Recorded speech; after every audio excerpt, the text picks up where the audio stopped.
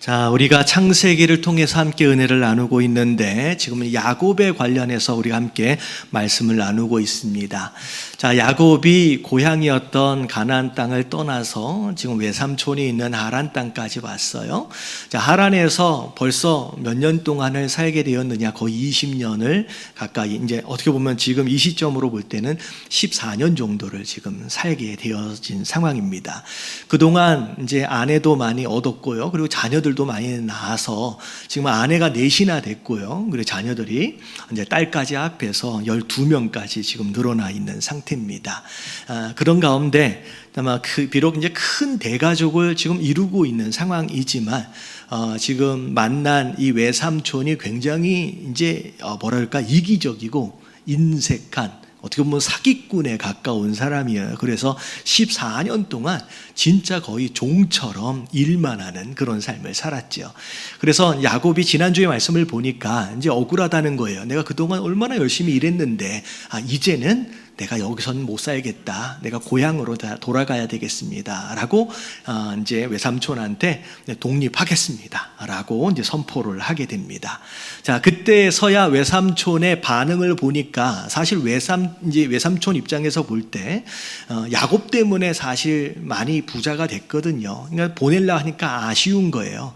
그래서 하는 얘기가 뭐냐면 날 사랑스럽게 여기면 나와 좀 함께 더 있자라고 얘기를 합니다. 사실은 이 라반 입장에서 할 수 있는 말은 아니에요. 그동안 얼마나 사기를 치면서 야곱을 껍데기까지 사실 어떻게 보면 벗겨 먹은 거거든요. 그러니까 사실은 사랑스러우면 같이 있자, 이 이야기가 사실 말이 안 되는 이야기인데 이제 제안을 합니다. 네가 원하는 것이 있으면 내가 챙겨줄 테니까 원하는 게 뭔지 얘기를 해라 라고 했더니 야곱이 뭐라고 제안을 하느냐, 외삼촌 양들 가운데서 아롱진 거, 점 있는 거, 알록달록한 게 있으면 그거 내 몫으로 챙기겠습니다. 그 외에 다른 것들은 다 외삼촌 것입니다. 라고 제안을 했어요.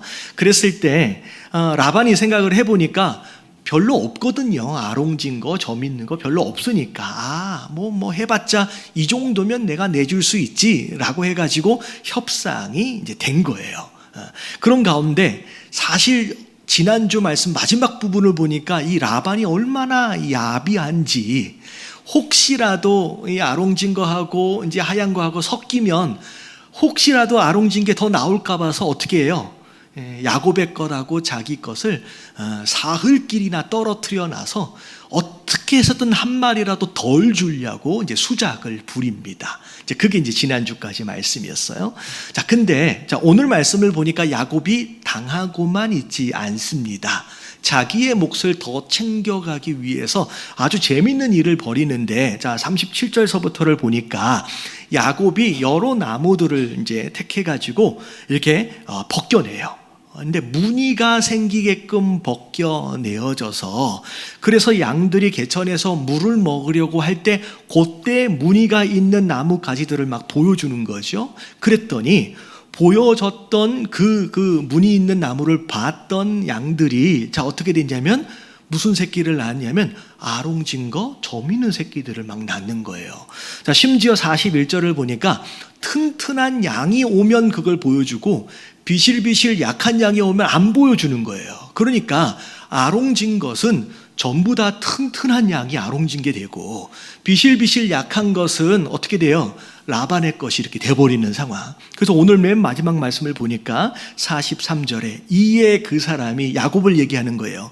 매우 번창하여 양떼와 노비와 낙타와 나귀가 많아졌어요. 거부가 되었다라고 오늘 말씀이 이제 마무리가 되어집니다. 근데 중요한 건 뭐냐면, 자, 오늘 말씀을 보니까 자, 야곱이 외삼촌 라반을 이겨냅니다. 이 라반의 꼼수보다 한 수 위의 꼼수를 부려가지고 지금 결국은 야곱이 이 외삼촌의 것을 더 많이 뺏어오는 이런 상황이 벌어졌잖아요. 근데 물론 겉으로 볼 때는 야곱이 외삼촌을 이긴 것 같고 원하는 무엇인가를 야곱이 얻고 어떻게 보면 성공한 것처럼 보여지지만 사실은 영적으로 잘 들여다보면 단순히 야곱이 잘 됐다 라고만 평가할 수 있는 이야기는 아니더라는 거지요. 자, 오늘 이 말씀을 통하여 하나님께서 겉으로 보여지는 것이 아닌 속으로, 어찌 보면 영적으로 야곱이 가지고 있는 문제의 핵심이 무엇인지에 대하여 함께 돌아보고 우리의 삶을 들여다볼 수 있는 저와 여러분들 되시길 주님의 이름으로 축원합니다. 예. 자, 오늘 말씀 첫 번째 메시지입니다. 우리 같이 한번 읽어볼게요. 다 같이 시작. 스스로 씨름하며 사는 삶의 결국은 험악한 세월이다. 예. 여러분, 야곱하면 그냥 떠오르는 장면이 어디의 장면이냐면 아직 나왔지는 않지만 야복 강가에서 천사와 씨름하던 장면이 아마 많이 떠오르실 거예요.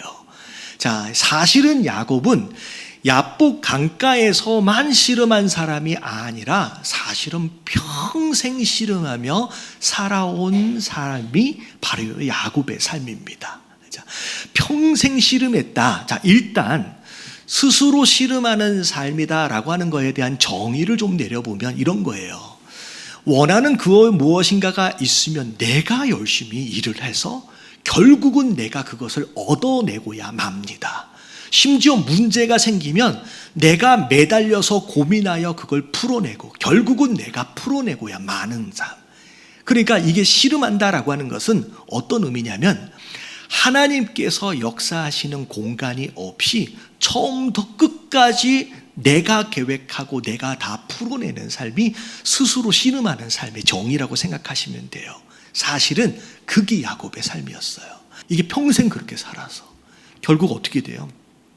하나님께서 그 야곱의 다리를 부러뜨려서 더 이상 씨름할 수 없는 인생으로 만들어 버리십니다.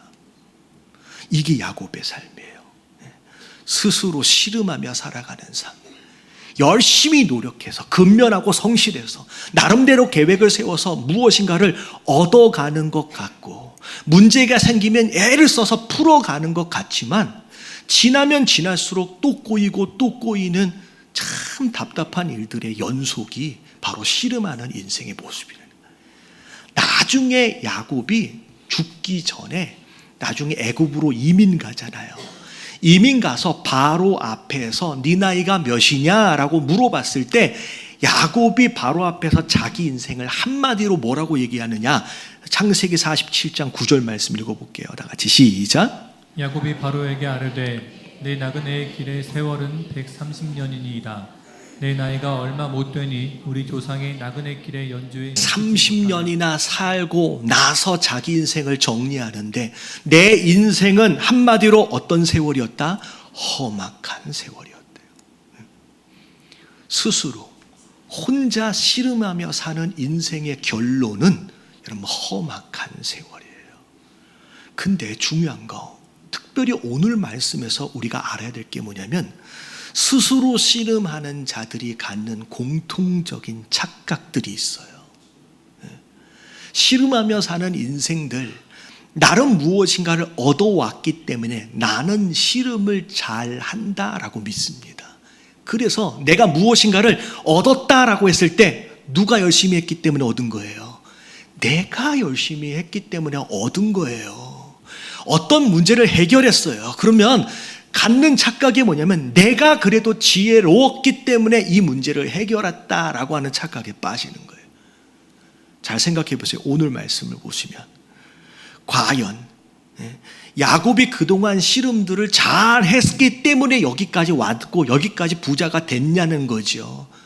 솔직히 하나님이 쫓아다니시면서까지 보호해 주시고 챙겨 주시지 아니했으면요 야곱은 살아있지도 못해요. 근데 스스로 생각할 때 내가 열심히 했고 내가 지혜로웠고 내가 나름대로 열심히 뭔가를 했기 때문에 이것을 얻었다라고 착각하는 거예요. 근데 오늘 내용을 보세요. 여러분 되게 재밌는 이야기 나오잖아요. 뭐 나무 껍데기를 벗겨가지고 보여주고. 여러분 이거는 유전 법칙상 말도 안 되는 이야기예요. 쉽게 설명을 드리면 자녀를 가질 때 태교한다고 집에 온 천지 김태희 사진을 막 붙여놨어요. 그러면 애를 딱 낳았더니 김태희 닮은 애가 나와요, 안 나와요? 안 나와요. 그러면 집에 아들이네 그래가지고 장동건이나 또 누구 있어요? 이름이 하여튼간 멋진 배우 사진 딱 붙여놓는다고 해서 아들이 걔랑 닮은 아들이 나오는 게 아닙니다. 누구 닮은 아들 나와요? 아빠 닮은 아들 나오고요.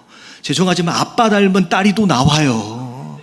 여러분 이게 유전입니다. 뭘 봤다고 그렇게 나오는 게 아니라는 거예요. 근데 잘 보세요. 야곱은 생각했을 거예요. 내가 기발한 묘수가 있어서, 내가 기발한 묘수가 있어서 이게 통했구나. 이것 때문에 아롱진 게 나왔구나라고 착각했을 거라는 거예요. 여러분 그게 나오는 게 아닙니다. 여러분 이건 과학적으로 말이 안 되는 단어. 여러분 하나님께서 쫓아다니시면서 은혜를 주신 거예요. 하나님께서 아롱진 것이 나게끔 허락하셨기 때문이죠. 야곱의 묘책으로 이렇게 되어진 게 아니라는 거예요. 여러분 착각에서 벗어나시길 주님의 이름으로 축원합니다. 그래서 자 보세요. 잠언 16장 9절 말씀 읽어봅니다. 시작. 사람이 마음으로 자기의 길을 계획할지라도 그의 걸음을 인도하시는 이는 여호와시니라. 여러분 씨름 잘하는 사람들은요 계획을 잘 세워요. 철저하게 준비합니다. 근데 오늘 말씀을 보세요. 계획을 잘 세워놓는다 할지라도 그 계획이 이루어질 수 있도록의 걸음을 인도하시는 분은 누구다? 우리가 아니라 하나님이라는 거예요. 여러분 깨달아지시길 주님의 이름으로 축원합니다. 그래서 잠언 16장 3절 읽어봅니다. 시작. 너의 행사를 여호와께 맡기라. 그리하면 내가 경영하는 것이 이루어지리라. 여러분 더 이상 씨름하려고 매달리지 마시고요. 자, 이제는 하나님께 우리의 행사를 맡기시게 되길 주님의 이름으로 축원합니다. 그러면 내가 경영하는 것이 어떻게 된다고요? 이루어질 거래요. 여러분 마지막 순간이 야곱이 하나님 만나서 씨름하는 때 다리가 탁 부러져요. 이젠 더 이상 씨름할 수 없는 상태가 되어버려요. 그때서야 야곱이 뭐합니까? 바지자락이 붙잡고 매달리는 거예요. 하나님, 나를 축복해 주시지 아니하시면 보내줄 수 없습니다. 이제 씨름하는 인생에서 어떤 인생으로 바뀌어요? 맡기는 인생으로 바뀌는 순간이 바로 딱 그 순간이에요. 여러분 그 맡기기 전까지는 스스로 씨름하며 사는 거예요. 오늘 말씀 아까 아침에 야곱의 고백 들었잖아요. 그렇게 살아가서 뭔가를 얻었지만 결국 인생 마무리할 때의 내 인생의 평가는 스스로 험악한 세월, 진짜 힘들게 살았다라고 고백할 수밖에 없는 인생이 되더라는 거예요. 여러분 이제는 씨름하는 걸 내려놓으시고 이제는 하나님께 맡길 수 있는 그런 성도의 삶을 살아가시길 주님의 이름으로 축원합니다. 자, 근데 맡기지도 않고 씨름만 막 하면서 가는 이 야곱을 왜 하나님께서 이렇게까지 쫓아다니면서 도와주실까? 이유가 있어요. 두 가지를 말씀드릴 텐데, 자, 일단 2번 읽어볼게요. 다 같이 시작. 약속을 받았다는 것은 돌봐주시는 아버지가 있다는 것이다. 자, 설명을 드리면 두 가지로 설명을 드릴게요. 전에 그런 말씀을 드렸어요. 사실 야곱이 고향 땅을 떠나서 하란 땅에 들어왔을 때, 그리고 나서 7년, 6년까지 20년 동안 살아가고 있는 동안 그 성경 어디에도 야곱이 하나님의 이름을 부르며 제단을 쌓았다라는 구절이 있어요, 없어요? 없습니다. 원하는 것이 있었고 그리고 문제들이 생길 때마다 하나님 도와주세요라고 기도한 흔적이 있어요, 없어요?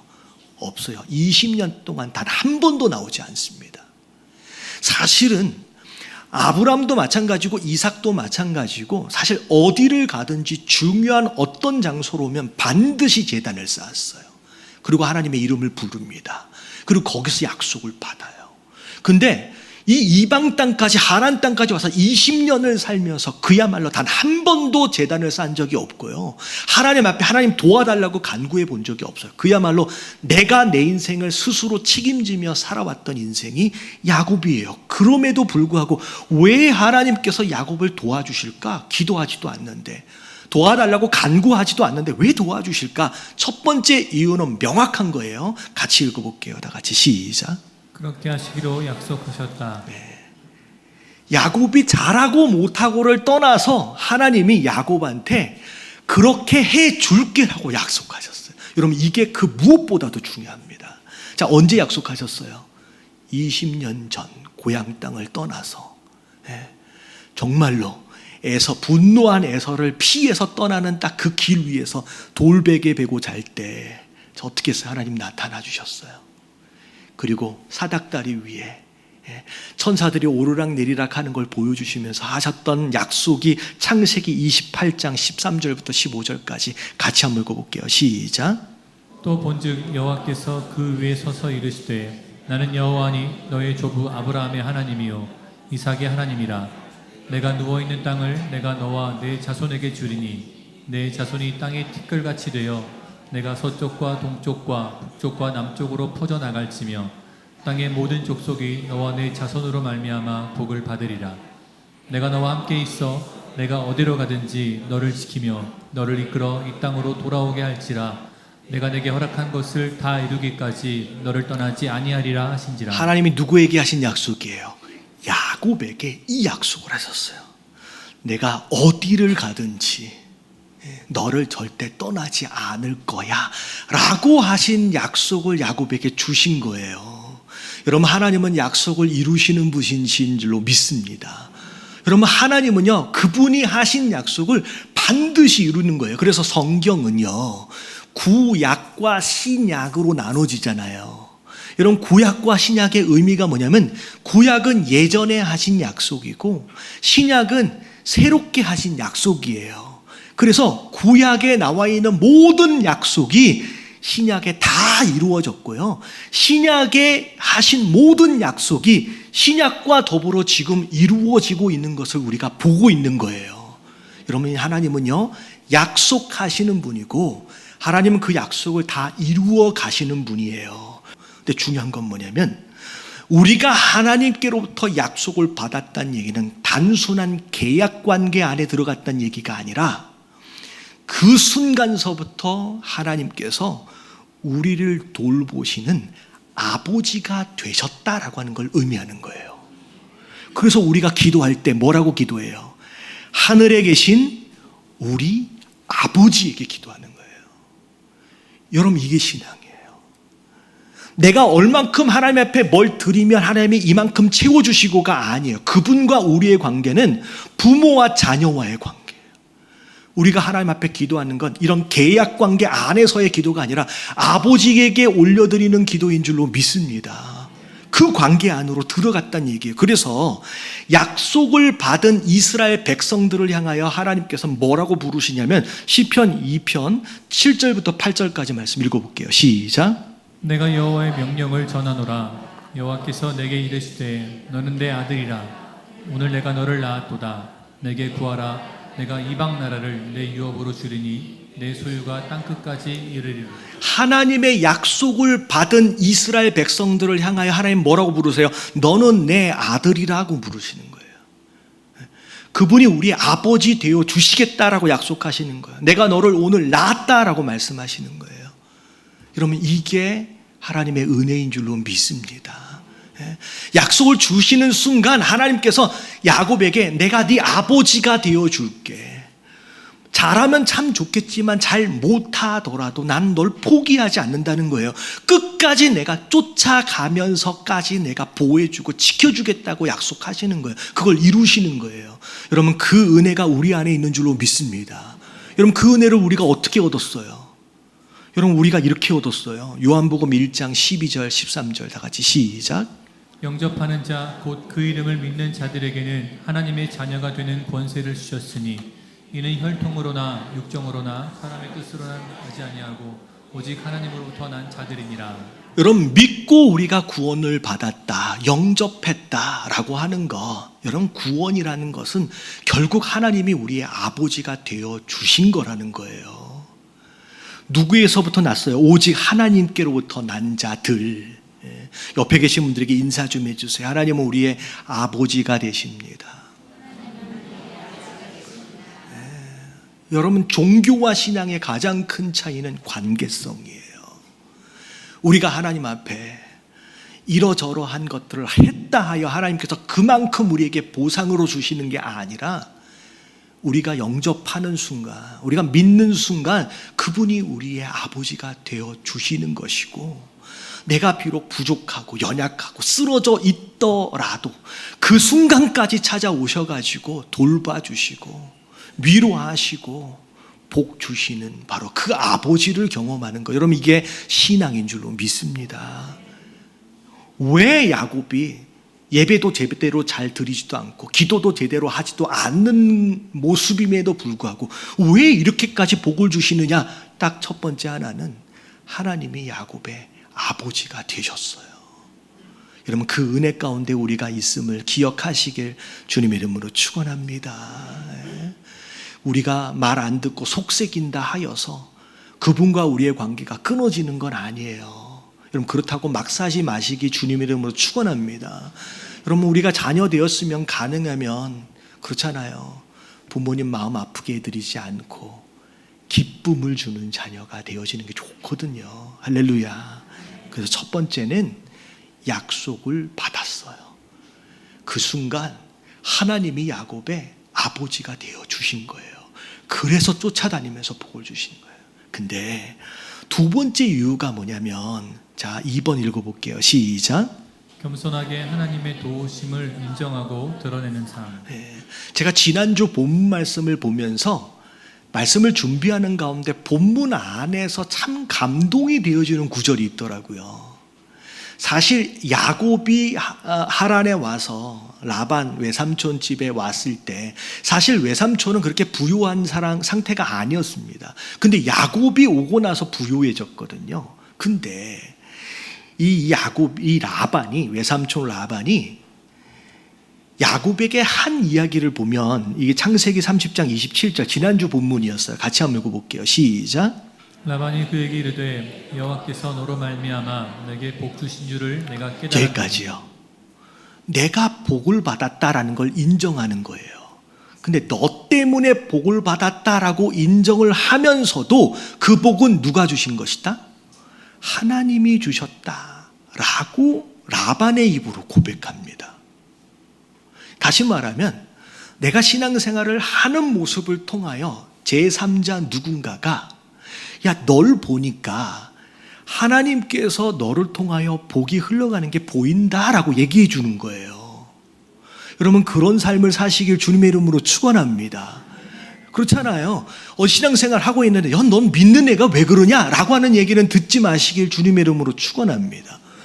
다 보면서 야, 보니까 너를 통하여 복이 흘러가는 게 난 보이는데, 여러분 이런 얘기를 듣는 거예요. 심지어 창세기 30장 30절에 보니까 야곱이 스스로도 고백을 합니다. 읽어볼게요. 같이 시작. 내가 오기 전에는 외삼촌의 소유가 적더니 번성하여 때를 이루었으니 내 발이 이르는 곳마다 여호와께서 외삼촌에게 복을 주셨나이다. 자, 내 발이 이르는 곳마다 누가 복을 주셨다고요?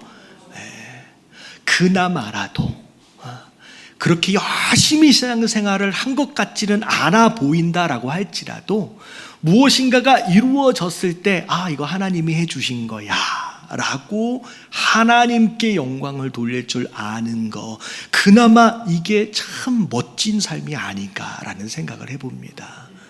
여러분, 어디를 가든지 내가 했다가 아니라 누가 해주신 거예요?